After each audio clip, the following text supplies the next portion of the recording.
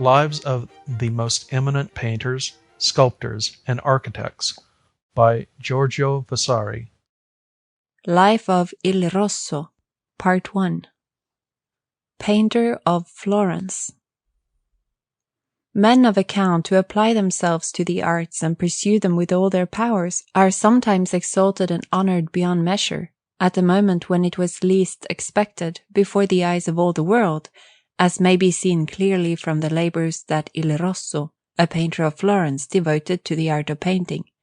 For if these were not acknowledged in Rome and Florence by those who could reward them, yet in France he found one to recompense him for them, and that in such sort that his glory might have sufficed to quench the thirst of the most overweening ambition that could possess the heart of any craftsman, be he who he may. Nor could he have obtained in this life greater dignities, honour, or rank, seeing that he was regarded with favour and much esteemed beyond any other man of his profession by a king so great as is the King of France. And indeed his merits were such that, if fortune had secured less for him, she would have done him a very great wrong, for the reason that Rosso, in addition to his painting, was endowed with a most beautiful presence. His manner of speech was gracious and grave, he was an excellent musician, and had a fine knowledge of philosophy, and what was of greater import than all his other splendid qualities was this, that he always showed the invention of a poet in the grouping of his figures, besides being bold and well grounded in draughtsmanship, graceful in manner, sublime in the highest flights of imagination, and a master of beautiful composition of scenes. In architecture he showed an extraordinary excellence, and he was always, however poor in circumstances, rich in grandeur of his spirit. For this reason, whosoever shall follow in the labours of painting the walk pursued by Rosso must be celebrated without ceasing, as are that master's works, which have no equals in boldness and are executed without effort and strain, since he kept them free of that dry and painful elaboration to which so many subject themselves in order to veil the worthlessness of their works with a cloak of importance. In his youth, Rosso drew from the cartoon of Michelangelo, and would study art with but few masters, having a certain opinion of his own that conflicted with their manners, as may be seen from a shrine executed in fresco for Pier Bartoli at Marignole, without the Porta San Piero Gattolini in Florence, containing a dead Christ, wherein he began to show how great was his desire for a manner bold and grand, graceful and marvellous beyond that of all others. While still a beardless boy, at the time when Lorenzo Pucci was made a cardinal by Pope Leo, he executed over the door of San Sebastiano de Servi the arms of the Pucci, with two figures, which made the craftsmen of that day marvel, for no one expected for him such a result as he achieved. Wherefore he so grew in courage that, after having painted a picture with a half-length figure of Our Lady and a head of St. John the Evangelist for Maestro Jacopo, a Servite friar who was something of a poet, at his persuasion he painted the Assumption of the Madonna in the cloister of the Servites, beside the scene of the Visitation, which was executed by Jacopo da Pontormo. In this he made a heaven full of angels, all in the form of little naked children dancing in a circle around the Madonna, foreshortened with a most beautiful flow of outlines and a great grace of manner, as they wheel through the sky, insomuch that, if the colouring had been executed by him with that mature mastery of art which he afterwards came to achieve, he would have surpassed the other scenes by a great measure, even as he actually did equal them in grandeur and excellence of design. He made the apostles much burdened with draperies, and, indeed, overloaded with their abundance, but the attitudes and some of the heads are more than beautiful. The director of the hospital of Santa Maria Nuova commissioned him to paint a panel, but when he saw it sketched, having little knowledge of that art, the saints appeared to him like devils, for it was Rosso's custom in his oil sketches to give a sort of savage and desperate air to the faces, after which, in finishing them, he would sweeten the expressions and bring them to a proper form. At this the patron fled from his house and would not have the picture, saying that the painter had cheated him. In the like manner, over another door that leads into the cloister of the convent of the Servites, Rosso painted the escutcheon of Pope Leo, with 2 children, but it is now ruined. And in the houses of citizens may be seen several of his pictures and many portraits. For the visit of Pope Leo to Florence, he executed a very beautiful arch on the Canto de' Bischeri. Afterwards he painted a most beautiful picture of the dead Christ of Signor de Piombino, and also decorated a little chapel for him. At Volterra, likewise, he painted a most lovely Deposition from the cross. Having therefore grown in credit and fame, he executed for Santo Spirito in Florence the panel picture of the Dei family, which they had formerly entrusted to Raffaello da Urbino, who abandoned it because of the cares of the work that he had undertaken in Rome. This picture Rosso painted with marvellous grace, draftsmanship, and vivacity of colouring. Let no one imagine that any work can display greater force or show more beautifully from a distance than this one, which, on account of the boldness of the figures and the extravagance of the attitudes, no longer employed by any of the other painters, was held to be an extraordinary work. And although it did not bring him much credit at that time, the world has since come little by little to recognize its excellence, and has given it abundant praise. For with regard to the blending of colour it would be impossible to excel it, seeing that the lights which are in the brightest parts unite with the lower lights little by little as they merge into the darks, with such sweetness and harmony, and with such masterly skill in the projection of the shadows, that the figures stand out from one another and bring each other into relief by means of lights and shades. Such vigour indeed has this work, that it may be said to have been conceived and executed with more judgment and mastery than any that has ever been painted by another master, however superior his judgment. For San Lorenzo, at the commission of Carlo Ginori, he painted a panel picture of the marriage of Our Lady, which is held to be a most beautiful work. And in truth, with regard to his facility of method, there has never been anyone who has been able to surpass him in masterly skill and dexterity, or even to approach within any distance of him. And he was so sweet in colouring, and varied his draperies with such grace, and took such delight in his art, that he was always held to be marvellous and worthy of the highest praise. Whosoever shall observe this work must recognize that all that I have written is most true, above all as he studies the nudes, which are very well conceived, with all the requirements of anatomy. His women are full of grace, and the draperies that adorn them fanciful and bizarre. He showed also the sense of fitness that is necessary in the heads of the old, with their harshness of features, and in those of women and children, with expressions sweet and pleasing. He was so rich in invention that he never had any space left over in his pictures, and he executed all his work with such facility and grace that it was a marvel. For Giovanni Bandini also he painted a picture with some very beautiful nudes, representing the scenes of Moses slaying the Egyptian,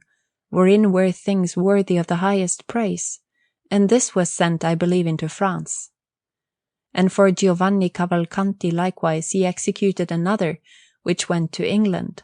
of Jacob receiving water from the women at the well. This was held to be a divine work, seeing that it contained nudes and women wrought with supreme grace. For women, indeed, he always delighted to paint transparent pieces of drapery, headdresses with intertwined tresses, and ornaments for their persons.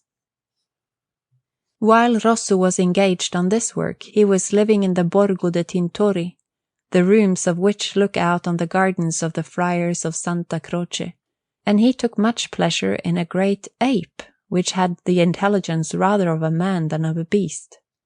For this reason he held it very dear, and loved it like his own self, and since it had a marvellous understanding, he made use of it for many kinds of service.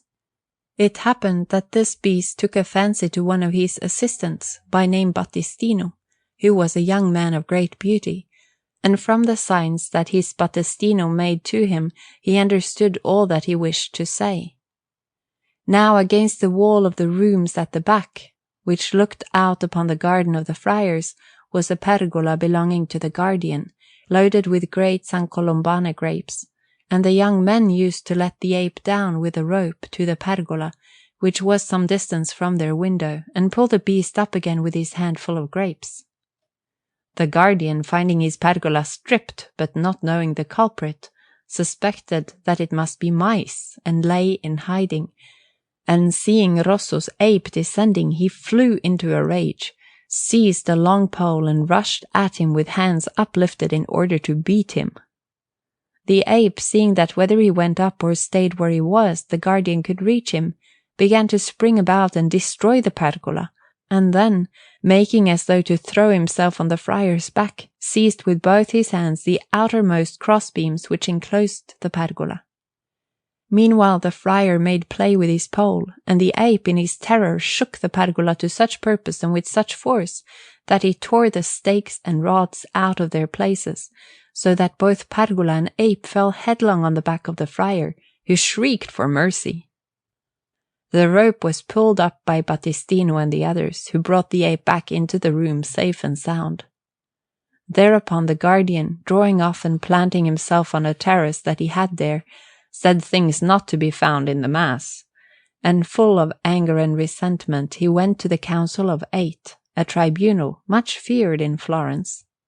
There he laid his complaint, and Rosso having been summoned, the ape was condemned in jest to carry a weight fastened to his tail, to prevent him from jumping on pergola, as he did before. And so Rosso made a wooden cylinder swinging on a chain, and kept it on the ape in such a way that he could go about the house, but no longer jump over other people's property. The ape, seeing himself condemned to such a punishment, seemed to guess that the friar was responsible. Every day, therefore, he exercised himself in hopping step by step with his legs, holding the weight with his hands, and thus resting often, he succeeded in his design. For, being one day loose about the house, he hopped step by step from roof to roof during the hour when the guardian was away chanting vespers, and came to the roof over his chamber. There, letting go the weight, he kept up for half an hour such a lovely dance that not a single tile of any kind remained unbroken. Then he went back home, and within 3 days, when rain came, were heard the guardian's lamentations. Rosso, having finished his work, took the road to Rome with Battistino and the ape, in which city his works were sought for with extraordinary eagerness, great expectations having been awakened about them by the sight of some drawings executed by him, which were held to be marvellous. For Rosso drew divinely well and with the highest finish. There, in the Pace, over the pictures of Raffaello, he executed a work which is the worst that he ever painted in all his days. Nor can I imagine how this came to pass, save from a reason which has been seen not only in his case, but also in that of many others, and which appears to be an extraordinary thing, and one of the secrets of nature, and it is this, that he who changes his country or place of habitation seems to change his nature, talents, character, and personal habits, insomuch that sometimes he seems to be not the same man but another, and all dazed and stupefied. This may have happened to Rosso in the air of Rome, and on account of the stupendous works of architecture and sculpture that he saw there, and the paintings and statues of Michelangelo, which may have thrown him off his balance, which works also drove Fra Bartolomeo di San Marco and Andrea del Sarto to flight, and prevented them from executing anything in Rome. Certain it is, be the cause what it may, that Rosso never did worse, and what is more, this work has to bear comparison with those of Raffaello da Urbino. At this time he painted for Bishop Tornabuoni, who was his friend, a picture of a dead Christ supported by 2 angels, which was a most beautiful piece of work, and is now in the possession of the heirs of Monsignor de la Casa. For Baviera he made drawings of all the gods for copper plates, which were afterwards engraved by Jacopo Caraglio, one of them being Saturn changing himself into a horse, and the most noteworthy that of Pluto carrying off Proserpine. he executed a sketch for the beheading of St. John the Baptist, which is now in a little church on the Piazza de' Salviati in Rome. Meanwhile, the sack of the city took place, and poor Rosso was taken prisoner by the Germans and used very ill, for besides stripping him of his clothes, they made him carry weights on his back barefooted and with nothing on his head, and remove almost the whole stock from a cheesemonger's shop. Thus ill-treated by them, he escaped with difficulty to Perugia, where he was warmly welcomed and reclothed by the painter Domenico di Paris, for whom he drew the cartoon for a panel picture of the Magi, a very beautiful work, which is to be seen in the house of Domenico. But he did not stay long in that place, for hearing that Bishop Tornabuoni, who was very much his friend, had also fled from the sack, had gone to Borgo a San Sepolcro, he made his way thither. There was living at that time in Borgo a San Sepolcro a pupil of Giulio Romano, the painter Raffaello dal Colle, and this master, having undertaken for a small price to paint a panel for Santa Croce, the seat of a company of flagellants in his native city, lovingly resigned the commission and gave it to Rosso, to the end that he might leave some example of his handiwork in that place. At this the company showed resentment, but the bishop gave him every facility, and when the picture, which brought him credit, was finished, it was set up in Santa Croce. The deposition from the cross that it contains is something very rare and beautiful, because he rendered in the colours a certain effect of darkness to signify the eclipse that took place at Christ's death, and because it was executed with very great diligence. Afterwards, at Città di Castello, he received the commission for a panel picture, on which he was about to set to work, when, as it was being primed with gesso, a roof fell upon it, and broke it to pieces, while upon him there came a fever so violent that he was like to die of it, on which account he had himself carried from Castello to Borgo a San Sepolcro. This malady being followed by a quartan fever, he then went on to the Pieve a San Stefano for a change of air, and finally to Arezzo, where he was entertained in the house of Benedetto Spadari, who so went to work with the help of Giovanni Antonio Lapoli of Arezzo and the many friends and relatives that they had, that Rosso was commissioned to paint in fresco a vault previously allotted to the painter Niccolò Soggi in the Madonna delle Lagrime. And so eager were they that he should leave such a memorial of himself in that city, that he was given a payment of 300 crowns of gold. Whereupon Rosso began his cartoon in a room that they had allotted to him in a place called Murello, and there he finished 4 of them. In one he depicted our first parents bound to the tree of the fall, with Our Lady drawing from their mouths the sin in the form of the apple, and beneath her feet the serpent, and in the air, wishing to signify that she was clothed with the sun and the moon, he made nude figures of Phoebus and Diana. In the second is Moses bearing the Ark of the Covenant, represented by Our Lady surrounded by 5 virtues. In another is the throne of Solomon, also represented by the Madonna, for whom votive offerings are being brought, to signify those who have recourse to her for benefits, together with other bizarre fancies, which were conceived by the fruitful brain of Maestro Giovanni Polastra, the friend of Rosso and a canon of Arezzo, in compliment to whom Rosso made a most beautiful model of the whole work, which is now in my house at Arezzo. He also drew for that work a study of nude figures, which is a very choice thing, and it is a pity that it was never finished, for if he had put it into execution and painted it in oils instead of having to do it in fresco, it would indeed have been a miracle. But he was ever averse to working in fresco, and therefore went on delaying the execution of the cartoons, meaning to have the work carried out by Raffaello dal Borgo and others, so that in the end it was never done. At that same time, being a courteous person, he made many designs for pictures and buildings in Arezzo and its neighbourhood, among others one for the rectors of the fraternity, of the chapel, which is at the foot of the piazza, wherein there is now the Volte Santo. For the same patrons he drew the design for a panel picture to be painted by his hand, containing a Madonna with a multitude under her cloak, which was to be set up in the same place, and this design, which was not put into execution, is in our book, together with many other most beautiful drawings by the hand of the same master. But to return to the work that he was to execute in the Madonna delle Lagrime, there came forward as his security for this work Giovanni Antonio Lapoli of Arezzo, his most faithful friend, who gave him proofs of loving kindness with every sort of service. But in the year 1530, when Florence was being besieged, the Aretines, having been restored to liberty by the small judgment of Papo Altoviti, attacked the citadel and razed it to the ground. And because that people looked with little favour on Florentines, Rosso would not trust himself to them, and went off to Borgo a San Sepolcro, leaving the cartoons and designs for his work hidden away in the citadel.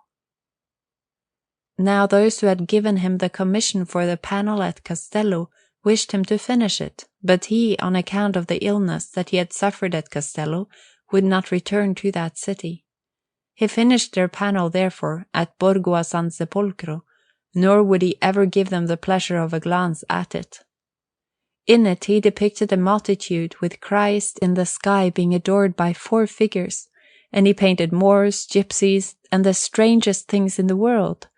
But with the exception of the figures, which are perfect in their excellence, the composition is concerned with anything rather than the wishes of those who ordered the picture of him. On the same time that he was engaged on that work, he disinterred dead bodies in the Vescovado, where he was living, and made a most beautiful anatomical model. Rosso was, in truth, an ardent student of all things relating to art, and few days passed without his drawing some nude from life. He had always had the idea of finishing his life in France, and of thus delivering himself from that misery and poverty which are the lot of men who work in Tuscany, or in the country where they were born, and he resolved to depart. And with a view to appearing more competent in all matters, and being ignorant of none, he had just learned the Latin tongue, when there came upon him a reason for further hastening his departure. For one Holy Thursday, on which day matins are chanted in the evening, one of his disciples, a young Aretine, being in church, made a blaze of sparks and flames with a lighted candle end and some resin, at the moment when the darkness, as they call it, was in progress, and the boy was reproved by some priests, and even struck. Seeing this, Rosso, who had the boy seated at his side, sprang up full of anger against the priests. Thereupon an uproar began, without anyone knowing what it was all about, and swords were drawn against poor Rosso, who was busy with the priests.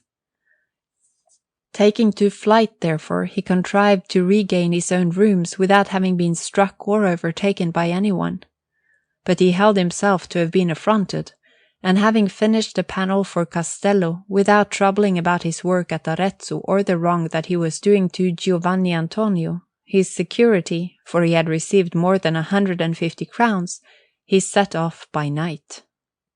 Taking the road by Pesaro, he made his way to Venice, where, being entertained by Messer Pietro Aretino, he made for him a drawing, which was afterwards engraved, of Mars sleeping with Venus, with the loves and graces despoiling him and carrying off his cuirass. Departing from Venice, he found his way into France, where he was received by the Florentine colony with much affection. There he painted some pictures, which were afterwards placed in the gallery at Fontainebleau, and these he then presented to King Francis, who took infinite pleasure in them, but much more in the presence, speech, and manner of Rosso, who was imposing in person, with red hair in accordance with his name, and serious, deliberate, and most judicious in his every action.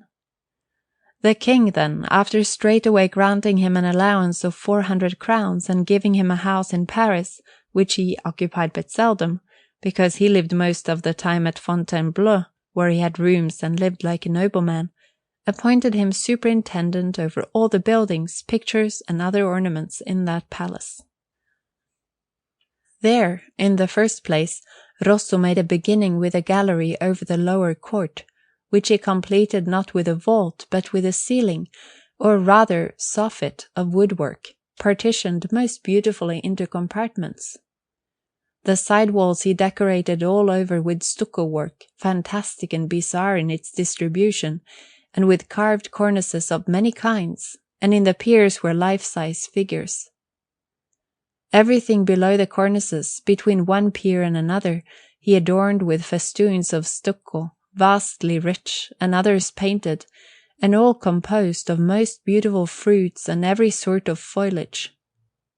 And then, in a large space, he caused to be painted after his own designs, if what I have heard is true, about 24 scenes in fresco, representing, I believe, the deeds of Alexander the Great, for which, as I have said, he made all the designs, executing them in chiaroscuro with water-colours.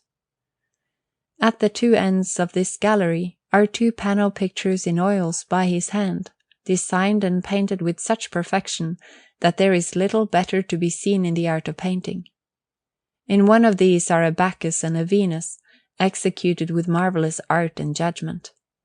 The Bacchus is a naked boy, so tender, soft, and delicate, that he seems to be truly of flesh, yielding to the touch, and rather alive than painted, and about him are some vases painted in imitation of gold, silver, crystal, and various precious stones, so fantastic, and surrounded by devices so many and so bizarre, that whoever beholds this work, with its vast variety of invention, stands in amazement before it.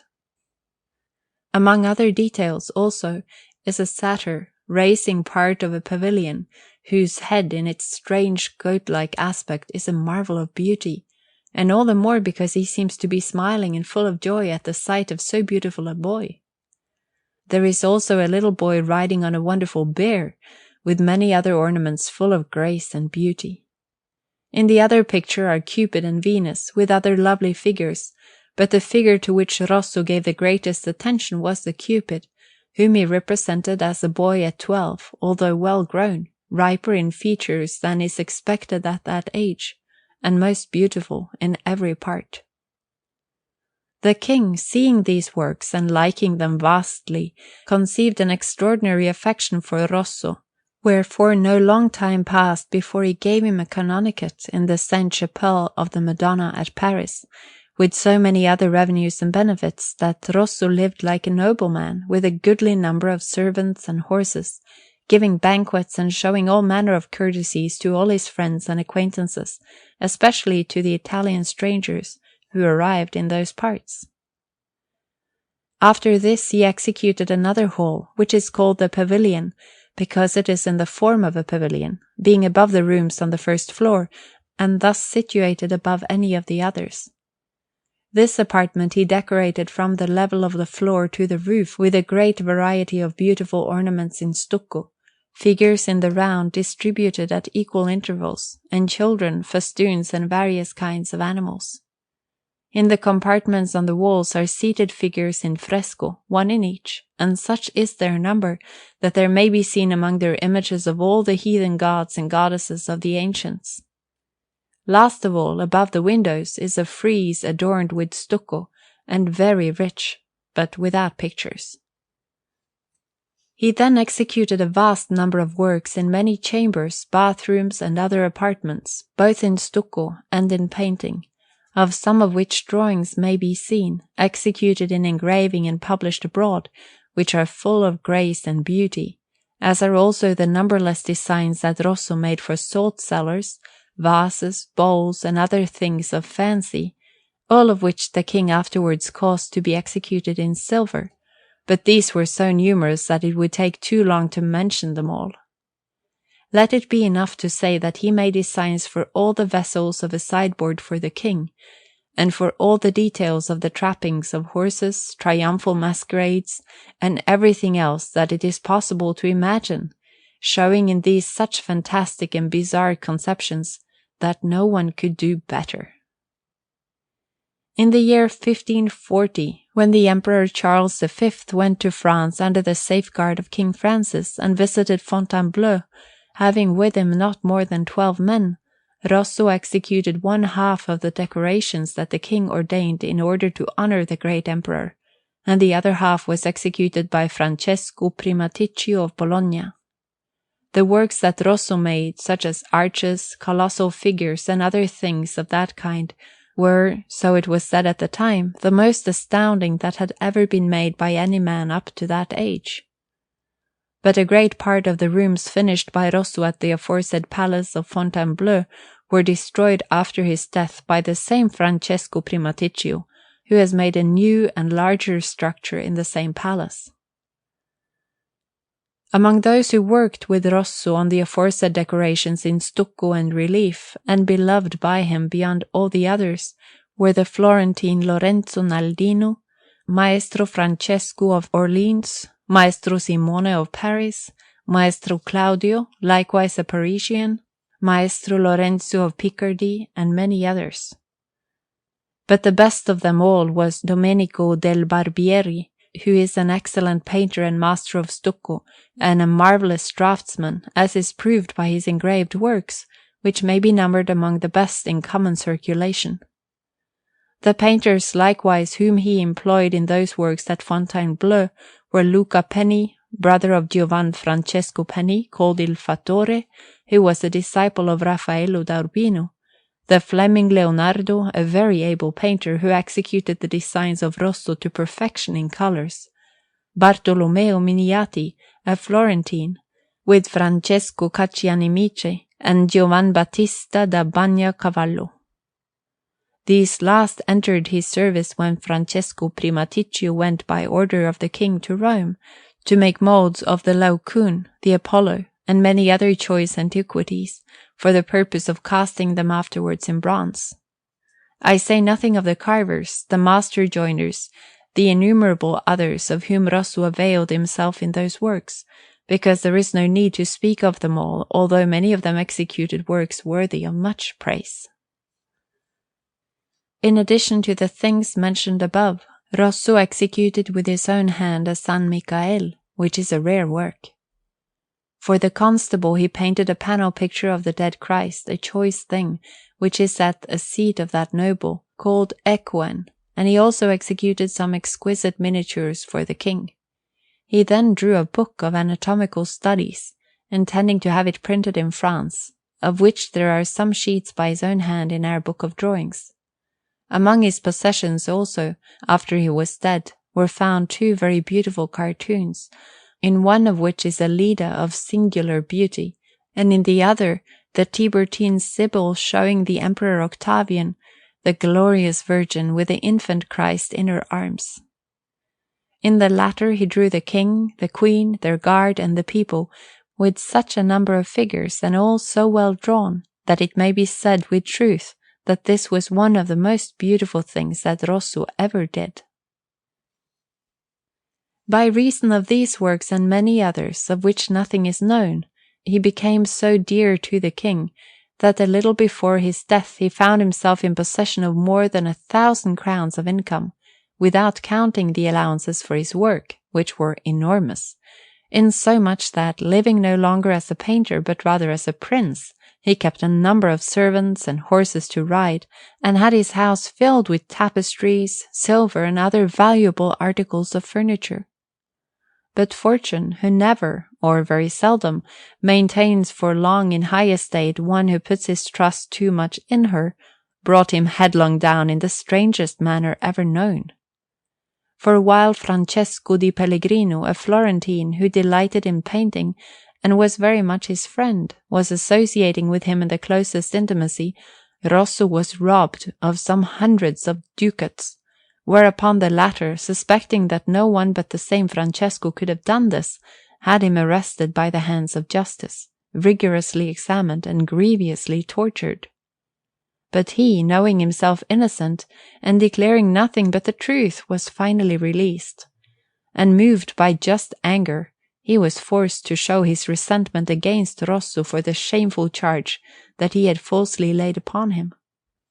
Having therefore issued a writ for libel against him, he pressed him so closely that Rosso, not being able to clear himself or make any defence, felt himself to be in a sorry plight, perceiving that he had not only accused his friends falsely, but he had also stained his own honour, and to eat his words or to adopt any other shameful method would likewise proclaim him a false and worthless man. Resolving, therefore, to kill himself by his own hand rather than be punished by others, he took the following course. One day that the king happened to be at Fontainebleau, he sent a peasant to Paris for a certain most poisonous essence, pretending that he wished to use it for making colours or varnishes, but intending to poison himself, as he did. The peasant then returned with it, and such was the malignity of the poison that merely through holding his thumb over the mouth of the phial, carefully stopped as it was with wax, he came very near losing that member, which was consumed and almost eaten away by the deadly potency of the poison. And shortly afterwards it slew Rosso, although he was in perfect health, he having drunk it to the end that it might take his life, as it did in a few hours. This news, being brought to the king, grieved him beyond measure, since it seemed to him that by the death of Rosso he had lost the most excellent craftsman of his day. However, to the end that the work might not suffer, he had it carried on by Francesco Primaticcio of Bologna, who, as has been related, had already done much work for him, giving him a good abbey, even as he had presented a canonicate to Rosso. Rosso died in the year 1541, leaving great regrets behind him among his friends and brother craftsmen, who have learned by his example what benefits may accrue from a prince to one who is eminent in every field of art, and well-mannered and gentle in all his actions, as was that master, who for many reasons deserved, and still deserves, to be admired as one truly most excellent.